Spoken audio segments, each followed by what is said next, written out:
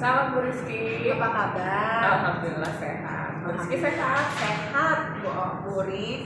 Saya dengar hari ini Bu Ri akan melakukan coaching ya? Iya Bu Rizky. Oh, alhamdulillah. Nah, sebelum melakukan coaching, perkenankan saya menyampaikan rubrik penilaiannya ya. Baik Bu. Ya, yang terpenting adalah sebenarnya rubrik penilaian ini berkaitan dengan prinsip coaching. Yang pertama adalah kemitraan, yang kedua proses kreatif, dan yang ketiga adalah memaksimalkan potensi coaching. Mudah-mudahan ketiga prinsip itu bisa dijalankan oleh Bu Uri ya. Selanjutnya ada lagi yaitu Alutirta. Udah tahu Alutirta ya? Iya Bu. Nah, berarti insya Allah itu semua tolong dipenuhi. Dan yang terakhir adalah kompetensi inti coaching, di mana seorang coach harus presence, kehadiran penuh pada saat coaching, menjadi pendengar aktif, dan juga memberikan pertanyaan berbobot. Jadi itu rubrik yang ingin saya sampaikan ya. Selanjutnya saya ingin bertanya Bu Ri, kompetensi coaching apa yang ingin dikembangkan oleh Bu Ri? Nah sebetulnya karena memang saya kan masih tahap berlatih ya Bu ya. Tentunya saya juga ingin melatih semua kompetensi Bu. Saya ingin mengembangkan kompetensi presence, hadir secara penuh, terus mengajukan pertanyaan yang berbobot, juga mendengar aktif. Oke, baik. Kalau begitu berarti tiga-tiganya nih. Iya betul. Nah, kalau seumpamanya saya ingin mengetahui bagian kompetensi mana yang secara spesifik ingin diobservasi, Mungkin saya pengen lebih spesifiknya ke hadir secara penuh dan juga bisa mendengar aktif Bu. baik. Karena dengan kita mendengar aktif, insya Allah mengalir pertanyaan yang berbobot kita ajukan kepada coach. Jadi ada hubungannya ya? Iya. Baik kalau seperti itu. Mengenai indikator ketercapaian dari Bu Uri, tujuan pengembangan apa yang ingin dicapai untuk coaching? Tentunya sebagai coach saya ingin memaksimalkan potensi coach ya Bu ya. Meskipun saya juga kan belum tahu coaching nanti itu arahnya ke percakapan coaching yang mana. Apakah penyelesaian masalah, ataukah perencanaan, refleksi diri, atau juga kalibrasi. Saya belum tahu coachingnya akan menetapkan tujuan seperti apa. Tapi tentunya yang manapun dari tempat itu, modal yang manapun, intinya saya ingin memaksimalkan potensi coaching. Baik, terima kasih. Semoga coaching nanti berjalan dengan lancar dan bisa maksimal. Ya, terima kasih ya Bu Rizky. Ya, sama-sama. Good luck.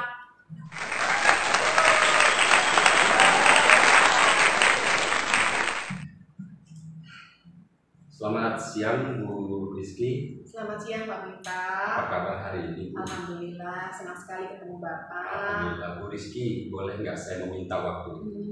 Saya ingin sharing dengan Ibu. Kalau misalkan Ibu ada waktu, mungkin Ibu bisa memberi saran dan solusi buat saya.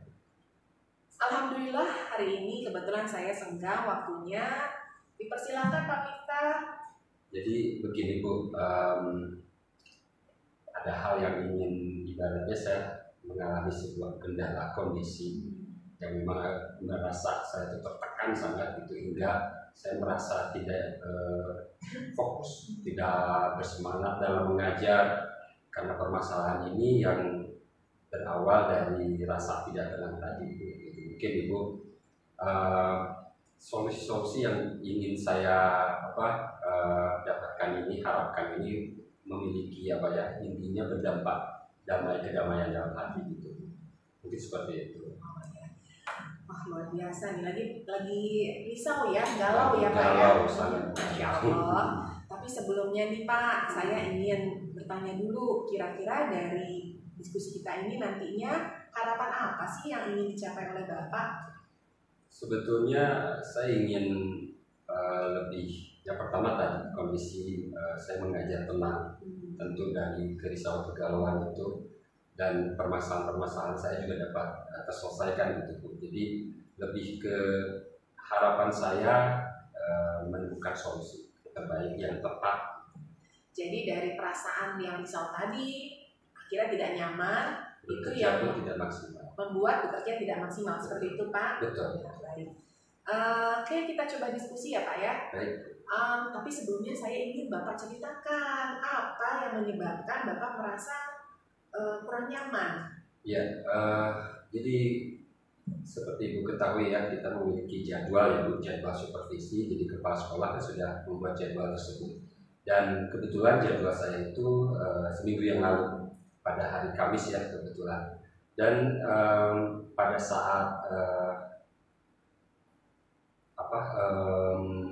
supervisi, pada saat supervisi, jadi kepala sekolah itu sempat mengkritik saya Bu, gitu, karena ketika saya menyampaikan materi, kebetulan saya menggunakan media pembelajaran yang terkendala. Jadi karena media yang terkendala, yang akhirnya saya mendapatkan kesulitan di situ hingga belajar pun tidak maksimal. Dan beliau mengkritisi gitu dengan kondisi hal tersebut. Bagaimana ini Pak tanggapan Pak Miftah terhadap kritikan yang dilontarkan oleh kepala sekolah Bapak saat melakukan supervisi? Ya, jadi kondisinya seperti ini Bu. Saya itu dalam memberikan atau dalam proses pembelajaran segala sesuatunya itu selalu menyiapkan segala sesuatunya itu dengan detail, dengan rapi, baik kan gitu, dengan maksimal. Jadi kalau kita bicara masalah misalkan bagaimana prosesnya ya, bagaimana perasaan saya ketika mendapatkan kritikan dari kepala sekolah, sebetulnya saya tidak merasa menerima itu Bu, gitu, karena selama ini kan saya selalu melakukan segala sesuatunya dengan maksimal gitu. Cuman permasalahannya itu pada saat itu ketika selesai supervisi, saya saya berbicara kepada beliau menjelaskan bahwa segala sesuatu yang sudah kita siapkan ibaratnya ya maksimal. Tapi karena kebetulan sehari sebelumnya saya diberikan tugas oleh beliau, oleh kepala sekolah, untuk pendataan lomba OSN Bu.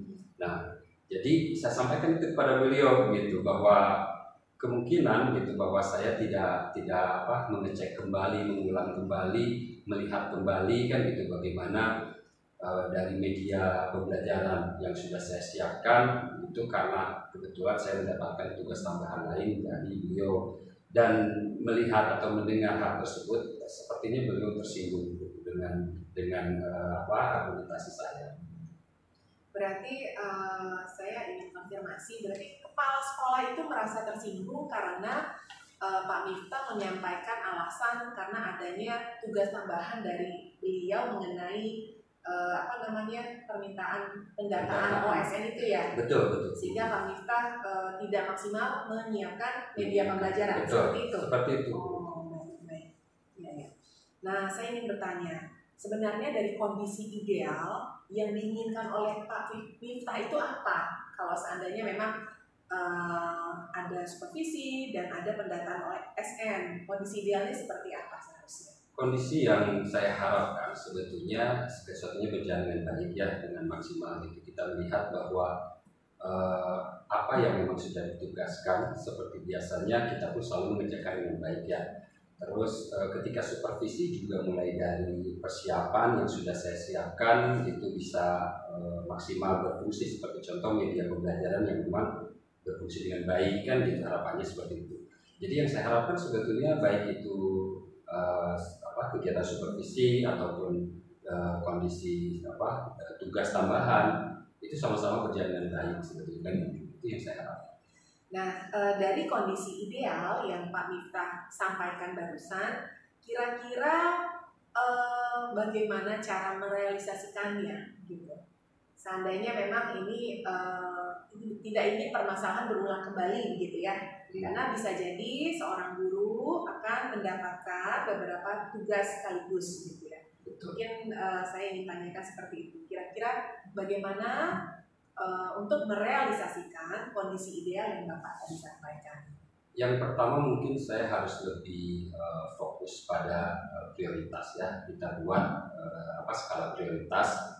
Yang pertama adalah kalau mengajar itu adalah bagian dari rutinitas yang memang menjadi prioritas utama kan. Tapi ketika ada tugas tambahan yang merupakan jangka pendek ibaratnya ya, itu pun menjadi prioritas juga kan gitu.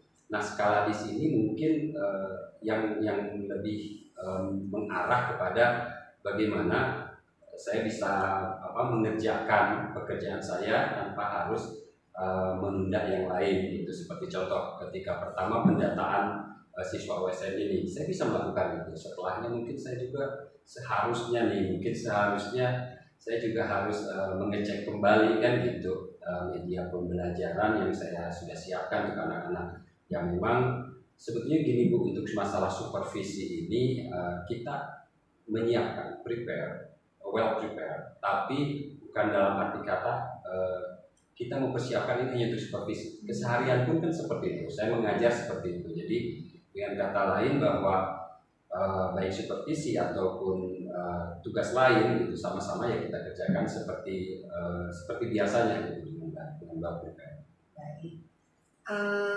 Nah ini saya sebelum mengembangkan beberapa hal, saya ingin Pak Miftah memberikan sedikit perencanaan untuk merealisasikan tadi, mungkin per poin Pak. Ya. Kira-kira untuk manajemen waktu dan prioritas tadi itu bagaimana caranya tadi? Yang pertama, kedua, ketiga, mungkin per poin. Yang pertama mungkin kalau kita bicara masalah supervisi ya, karena permasalahan argumentasi tadi gitu ya, saya pasti yang pertama saya akan menghadap dulu kepala sekolah, karena beliau mungkin itu yang saya rasa bahwa beliau mungkin tersinggung ya gitu, dan saya pun sempat berpikir bahwa mungkin beliau akan memanggil saya dan menegur saya gitu, itu kekhawatiran sebetulnya. Tapi kita kan tidak tahu gitu. Tapi yang pertama karena di sini masalahnya ketidaktenangan saya sebelumnya, karena itu berarti yang pertama saya akan mencoba menghubungi beliau ya, membuat jadwal atau membuat waktu dengan Pak Kepala Sekolah yang saya akan mencoba minta maaf yang pertama kan gitu. Terus yang kedua juga masalah media pembelajaran tersebut. Dengan kata lain, segala sesuatu memang harus lebih teliti gitu, lebih detail, lebih maksimal gitu ya. Ketika kita ingin saya rasa memang betul ya, ketika kita ingin memberikan hasil yang terbaik, jelas prosesnya pun harus baik gitu. Dengan kata lain, ketika kita dalam proses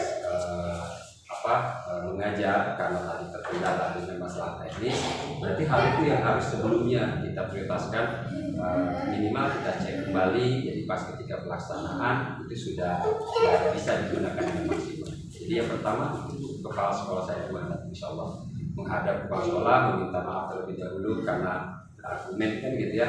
Yang kedua ibaratnya bukan berargumen, tapi kecenderungan kayak membuat alasan sebetulnya ya gitu. Intinya lebih ke wah saya benar gitu ya, seperti itu, bahwa ya itu seperti itu.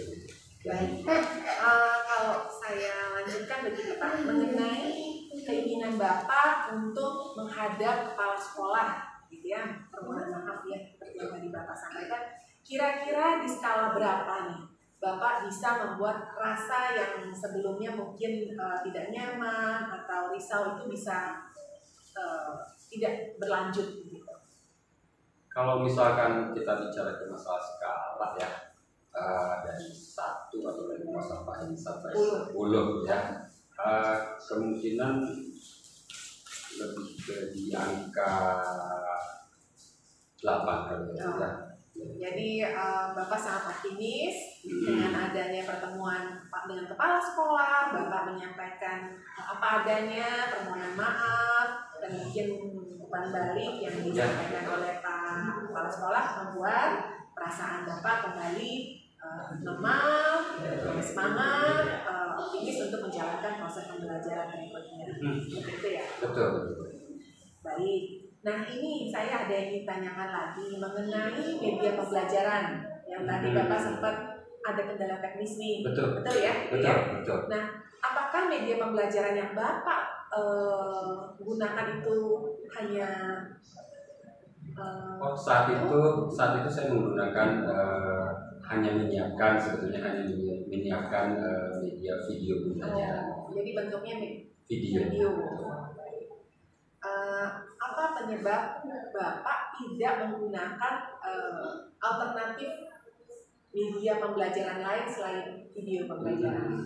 Jadi begini Bu, media video itu memang saya selalu menggunakan media video gitu. Dan saya rasa dengan media video belajar ini cukup representatif ya gitu, untuk materi pembelajaran yang saya berikan gitu. Dan ya sejauh ini sebetulnya hanya media video yang selalu saya gunakan sebetulnya.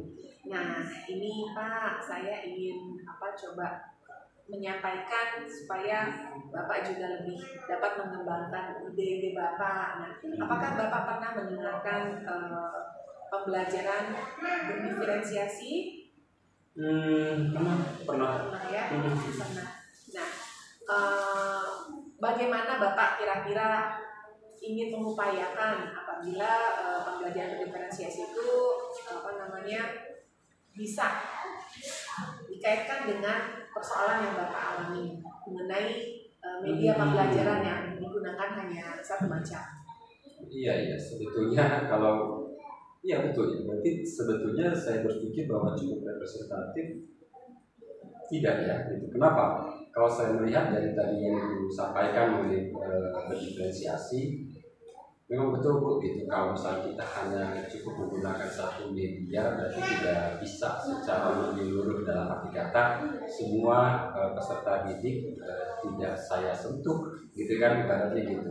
Hanya satu yang memang visual saja mungkin kalau dengan video.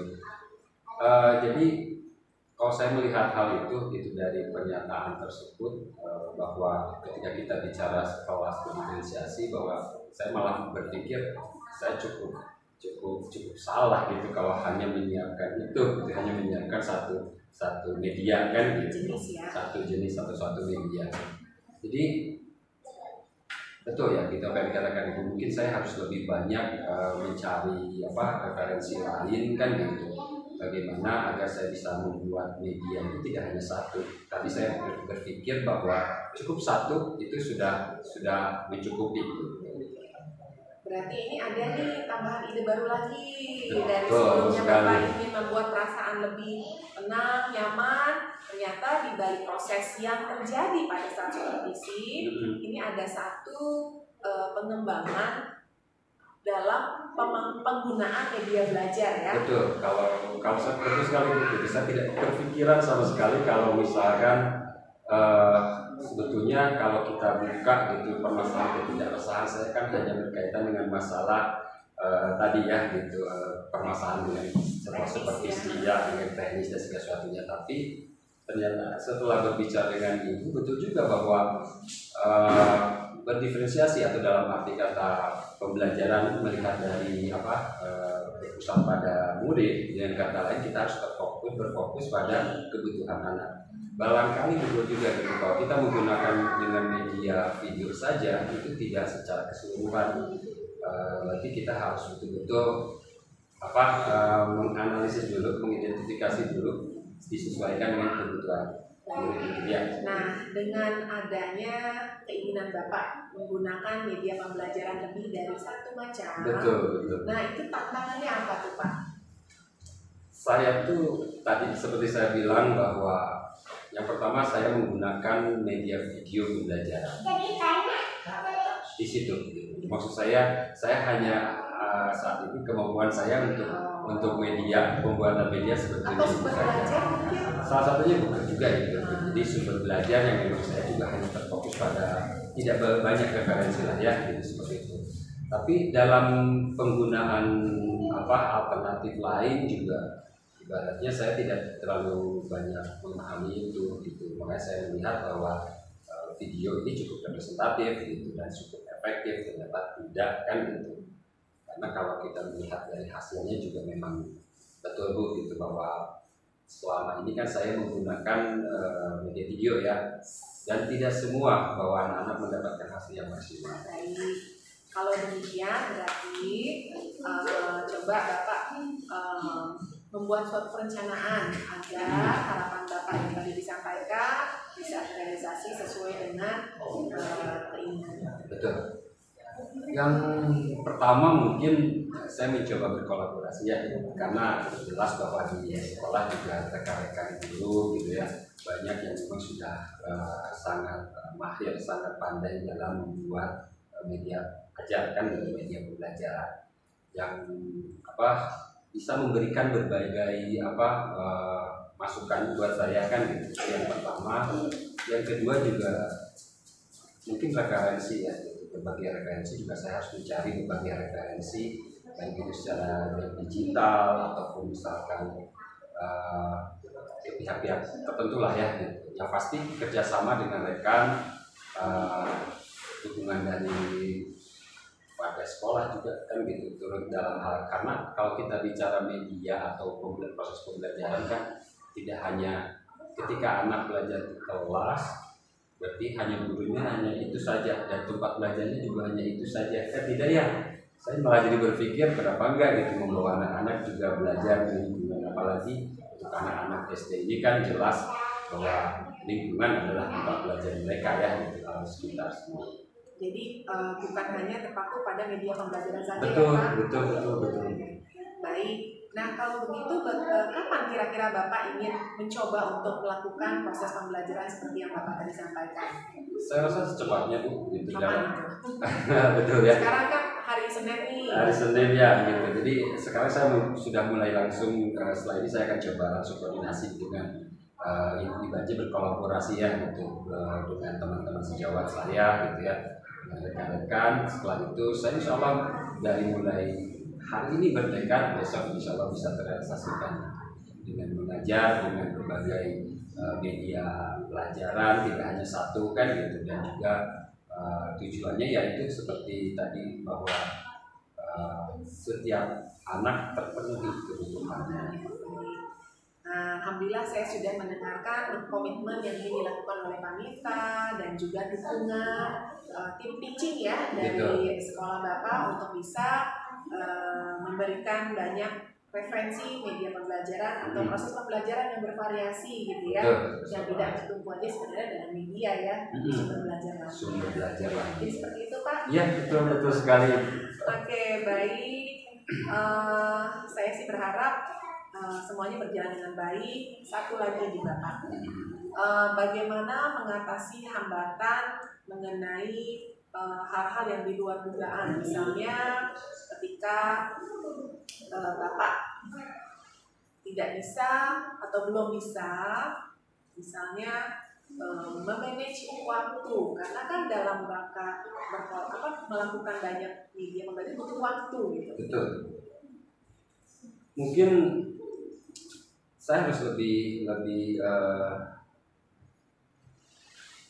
ke manage ya. Jadi semakin memperbaiki itu ya manajemen waktu kan gitu, terus lebih ke melihat fokus masalah kan kayak gitu. Mungkin lebih ke sana ya sih bagaimana. Dan juga kaitannya dengan kolaborasi teman-teman, mungkin kalau ada kendala satu, berarti mungkin harus dicari tim pitching lain yang memang mudah bekerja sama, mungkin gitu ya Pak ya. Bisa seperti itu. Intinya bahwa proses pembelajaran kita kan intinya sesuatunya terus berjalan ya gitu. Jadi yang saya harapkan, yang saya inginkan kan gitu, bahwa dari permasalahan yang seperti saya alami sebelumnya ini kan gitu, saya lebih mampu memanage diri saya, fokus terhadap pekerjaan saya gitu, apapun mau itu pekerjaan mengajar ataupun tugas tambahan kan gitu. Terus yang pentingnya lagi bahwa kita mau membuka kan gitu, mau upgrade gitu kan, seperti itu.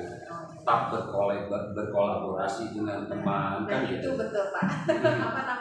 Saya senang sekali Bapak mau mengupgrade atau berkolaborasi lebih luas lagi mungkin ya. Betul. Jadi ketika menghadapi hambatan, insya Allah mencari cara lain alternatif lain. Itu betul sekali Bu. Saya nggak kepikiran sama sekali gitu.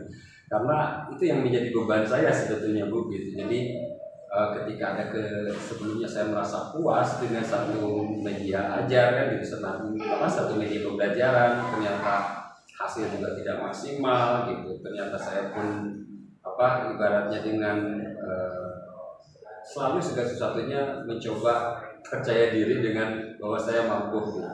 Padahal ternyata setelah kita berbicara saya dengan Ibu, ternyata kita tidak bisa gitu, dalam arti kata perlu dukungan, perlu orang-orang di sekitar kita yang membackup kita ketika memang kita tidak bisa kan gitu.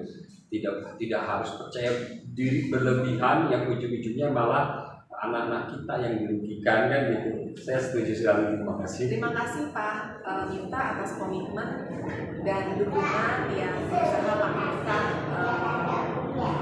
lakukan nanti ya. Mudah-mudahan semua perencanaan Pak Miftah sudah sampaikan tadi bisa berjalan dengan baik. Amin. Ya. Yang pertama Pak Miftah cepatnya akan bertemu dengan kepala sekolah, ya, itu yang pertama gitu ya, dan meminta umpan balik. Betul. Yang kedua Pak Miftah akan berkolaborasi bersama tim teaching Pak Miftah, kemudian mencari referensi sebanyak-banyaknya terkait media pembelajaran atau sumber belajar, dan ini akan dilaksanakan secepat-cepatnya mulai dari hari ini ya. Hari ini komitmennya realisasi ya, karena si besoknya harus di planning kan gitu, berproses juga ya. Tapi insya Allah gitu kita berkomit gitu ya, komitmen belajar dan mengajar gitu. Terima kasih banyak Bu atas meluangkan waktunya, mendengarkan keluh kesah saya. Rasanya lega sekarang Bu. Alhamdulillah, semoga bermanfaat dan rencananya berjalan dengan baik. Amin, insya Allah. Sekali lagi terima kasih Bu. Good luck ya Pak. Sama-sama. Amin.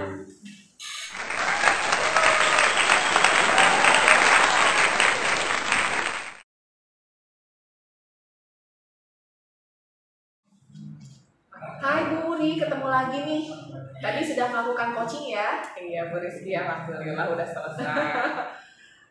Saya memiliki beberapa catatan yang saya lihat dari perform Bu Uri sebagai coach, dan saya dengar pada saat rekan calon guru penggerak ini melakukan coaching ya.